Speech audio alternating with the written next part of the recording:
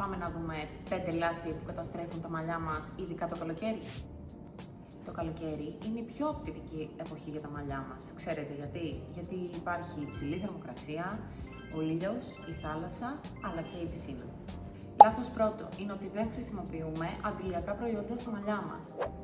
Υπάρχουν αντιλιακά προϊόντα τα οποία έχουν UV protection και μπορούμε και τα εφαρμόζουμε στα μαλλιά μας καθημερινά χωρίς να έχουμε πάει θάλασσα ή πισίνα. Λάθος δεύτερο.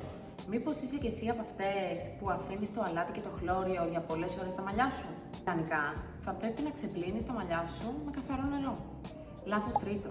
Είναι όταν χρησιμοποιούμε καθημερινά εργαλεία θερμότητας χωρίς θερμοπροστατευτικό. Μεγάλο λάθος. Λάθος τέταρτο. Είναι όταν παραλείπουμε να κάνουμε ενυδατικές μάσκες ή και θεραπείες, είτε σπίτι είτε στο κομμωτήριο. Τα μαλλιά μας το καλοκαίρι το χρειάζονται περισσότερο. Λάθος πέμπτο. Είναι όταν δεν κόβουμε εγκαίρως τις φθαρμένες άκρες. Να σου δώσω ένα μικρό tip. Είναι πολύ καλό πριν το καλοκαίρι να κάνουμε ένα baby trim.